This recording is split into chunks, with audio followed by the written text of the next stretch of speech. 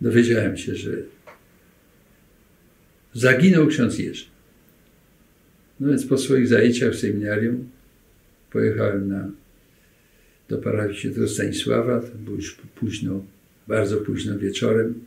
Zbliżała się północ. W tym czasie w parafii nie było pasterza, bo ksiądz Teofil Bogucki, który był takim duchowym ojcem księdza Jerzego, no i oczywiście proboszczem tej parafii, akurat był w szpitalu. I wtedy tak zaproponowałem, że może to zróbmy taką jak gdyby pasterkę, mszę świętą o północy w intencji księdza Jerzego. I tę mszę świętą celebrowałem wtedy o północy. To pierwsza taka msza święta nocna była po zaginięciu księdza Jerzego i wiem do dzisiaj, jak bardzo się męczyłem nad homilią. Co powiedzieć? Bo oczywiście serce kazało mówić, no, że ksiądz Jerzy no, na pewno żyje, na pewno jest, na pewno wróci. No i taka pociecha była ogromnie cenna. Z drugiej strony rozsądek mówił, że to może być coś bardzo niebezpiecznego. No jakoś przeżyłem tę homilię, tę mszę świętą. Czekaliśmy. Transparenty ludzie przynosili. Oddajcie nam księdza Jerzego i tak dalej. Potem ksiądz kardynał mszę świętą też odprawiał. Wsłuchiwałem się z kolei w jego homilię. No nie była taka optymistyczna. Być może, że już coś tam do niego docierało, że jest niedobrze z księdzem Jerzym. A potem, kiedy ogłoszono, że ksiądz Jerzy nie żyje, ten jęk i płacz ogromny w kościele. I potem te piękne słowa, ksiądz święty pamięci Folejewski, gdzieś tam wtedy z ludźmi przebywał, że przebaczamy. Podobne słowa usłyszałem potem od jego matki, bo z nią się też jakoś bliżej zapoznałem, matki księdza Jerzego, kiedy mi osobiście powiedziała, no ja mu wybaczam, ja im wybaczam, tylko dlaczego oni to mojemu synowi zrobili? Pełna bólu, a jednocześnie takiej bardzo, bardzo chrześcijańskiej postawy, otwartej wybaczenia wobec tak straszliwej zbrodni. Jeden z księży moich seminarium, profesorów, nieraz dyskutowaliśmy na temat postawy księdza Jerzego i miał takie obiekcje. No proszę jednak pamiętać, że były wtedy dosyć mocne naciski propagandowe. Nie wszyscy chodzili na żolibus, tak jak ja tam nie chodziłem, ale za to no, słyszało się radio, telewizja, czytało się gazety. No i miał taki pewien dystans, że tam, to ciągle mówiło, że to polityka. I on no tak nie wypowiadał się entuzjastycznie o księdzu Jerzym. I pamiętam, kiedy po śmierci księdza Jerzego przyszedłem i tam wspólnie się spotkaliśmy, on mówi, słuchaj, to jest męczennik. Od dzisiaj zmieniam swoje zdanie. Ksiądz Jerzy jest męczennikiem.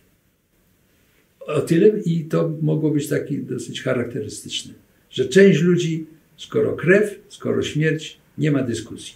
To jest męczennik. I myślę, że to w sercach wielu Polaków, no to co właśnie było powiedziane, krew męczenniku nasieniem chrześcijan.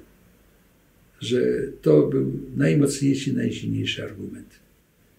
Ta jego twarda postawa, która doprowadziła do męczeństwa, jak najbardziej świadczyła o jego takiej autentyczności, a nie tylko o jakimś takim może szukaniu popularności czy czegoś takiego. A że pod tym względem można by powiedzieć, że to jeszcze bardziej zjednoczyło ludzkie spojrzenia i pracę, działania właśnie wokół takiej troski o naszą ojczyznę.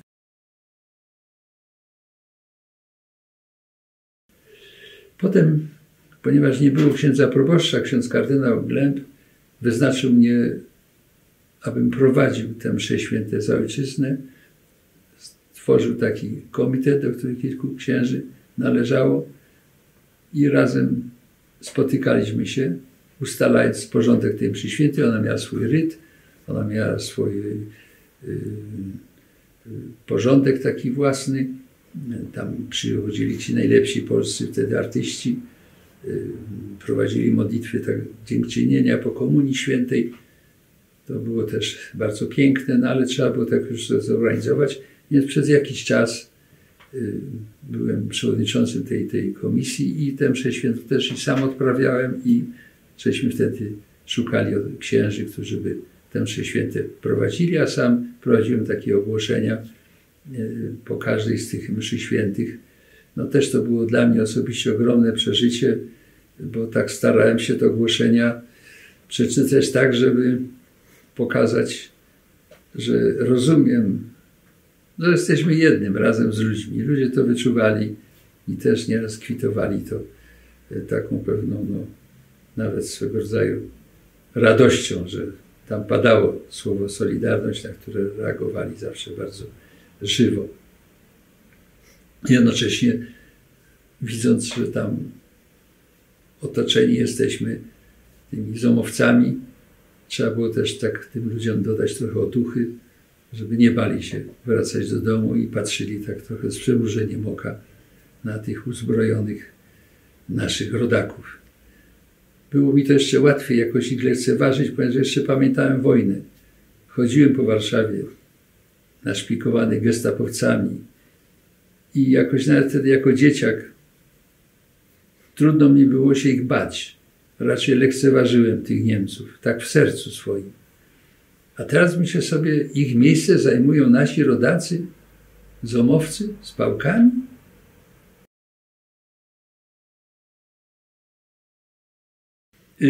To jeszcze nawiążę do tego, że ojciec mój był w Oświęcimiu. I ja pytałem, czy znał ojca Kolbę. No ojciec mówi, no tak, no wiedzieliśmy o nim. Ja nie znam tak osobiście blisko, ale no, przeżywał, jak wszyscy więźniowie, całą tę historię. I mówię, to tatuś znał człowieka, który teraz jest, no jeszcze wtedy nie święty, błogosławiony. I tak jakoś zazdrościłem ojcu, że miał do czynienia z człowiekiem świętym. I potem sam się znalazłem w sytuacji, że już mam kilku takich, którzy mnie zadziwiają. No, Matka Teresa z Kalkuty, księża tutaj, no, w tej chwili szykujemy się do beatyfikacji księdza prymasa. No i ksiądz Jerzy Popiełuszko, jako mój kolega, z którym żeśmy sobie rozmawiali, dyskutowali nieraz, nie zawsze się zgadzałem ze wszystkim, co on mówił. A teraz jest przy ołtarzu. No przyznam się osobiście, że codziennie się za jego przyczyną modlę. I mnie samego to dziwi, jak to jest, że tutaj właśnie ten kolega mój, no tak w tej chwili jest jako już obywatel nieba i że mogę, czasem go nieraz proszę o coś dla siebie też.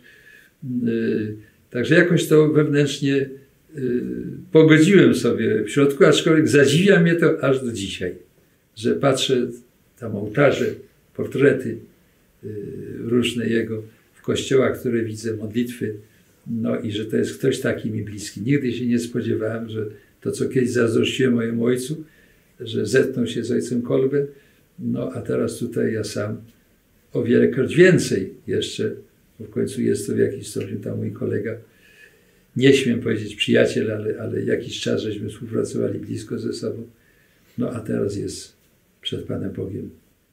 Mianowicie z przyjaciółmi pierwszy raz jechałem do Ziemi Świętej. No i jechałem płynąłem właściwie takim promem tam z Turcji przez Cypr. I na Cyprze ten statek zatrzymał się tam parę godzin, więc wyszedłem obejrzeć trochę ten Cypr. No poszedłem do kościoła i zapukałem do proboszcza. Bardzo miły, sympatyczny ksiądz. No więc to z Polski, no w tamtych czasach, to było coś dawno, też dla niego też byłem jakąś atrakcją. No i wziął mnie, żeby tam trochę pokazać kościół, okolice kościoła, na taki krótki spacer. I do niego doszedł taki chłopak, może tak 14 lat, 13-14 lat, ukłonił się, zaczyna rozmawiać z tym księdzem, a on mówi, wiesz, popatrz, tu obok mnie stoi ksiądz z Polski, który znał księdza Popiełuszkę. I ten chłopak spojrzał na mnie tak bardzo z zachwytem takim, mówi, jak ja kocham księdza Popiełuszkę. No dla mnie to był wstrząs.